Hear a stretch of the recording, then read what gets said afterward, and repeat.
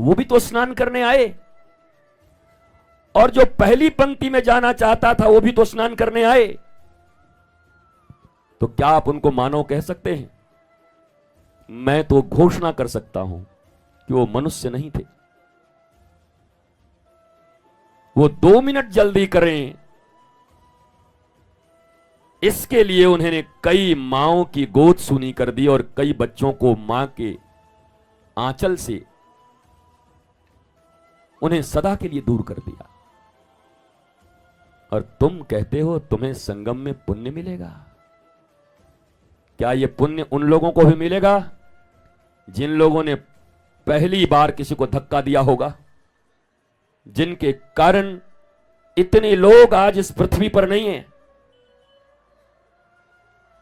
पर हमारी दृष्टिकोण अलग है। सरकार को गाली दे दिया, हमारी जिम्मेवारी खत्म। पुलिस को गाली दे दी, हमारी जिम्मेवारी खत्म। तो जरा खुद के बारे में भी सोच लो। तुम भी मनुष्य, सरकार भी मनुष्य, पुलिस भी मनुष्य। तो मानवीय चेतना का विकास तुम्हारे भीतर क्यों नहीं हुआ?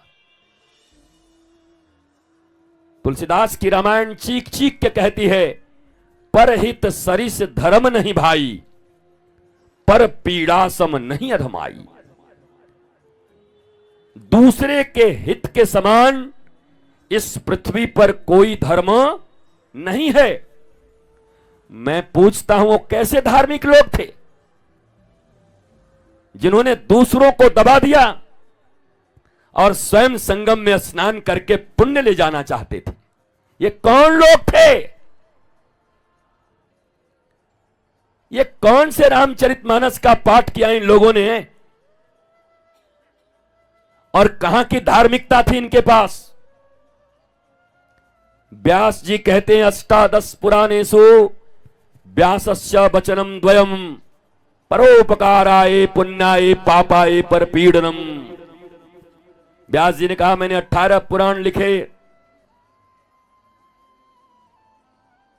मीमांसा दिया, वेदों के विभाजन किए, लेकिन ये सब लिखने के बाद बस 2 लाइनों में मैं सब कुछ समाप्त करना चाहता हूं। व्यासस्य वचनम द्वयम, परोपकाराय पुण्याय पापाय परपीडनम। जरा पूछो उन लोगों से जो संगम में स्नान करने इसलिए आए थे कि 12 वर्ष में एक बार महाकुंभ लगा है, हम पुण्य करके जाएंगे।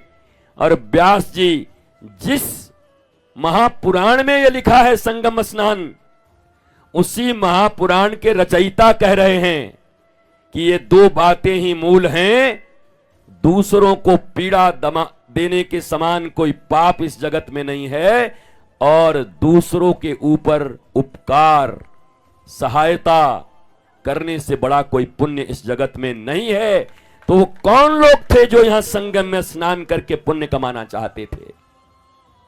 क्या वो धार्मिक थे? क्या वो रामायण के ज्ञाता थे? क्या वो किसी गुरु के शिष्य रहे होंगे? कौन थे ये लोग? और आज तो भीड़ काफी कम है, सारे ब्रिज भी खुले हुए हैं। अगर ये दुर्भाग्यजनक घटना न हुई होती तो आज भी और करोड़ों करोड़ लोग होते, स्नान करते। पर एक व्यवस्था खराब होने के कारण मनुष्य के मन में भय तो उत्पन्न होता ही है।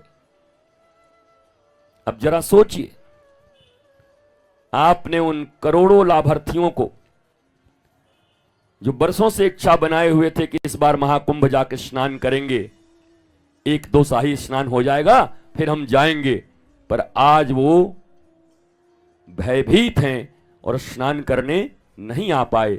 बताओ, इसका पाप भी किसको लगेगा? कौन लेगा? इसलिए आप सब जो यहां बैठे हैं, मंदिर जाइए, पुण्य सलिल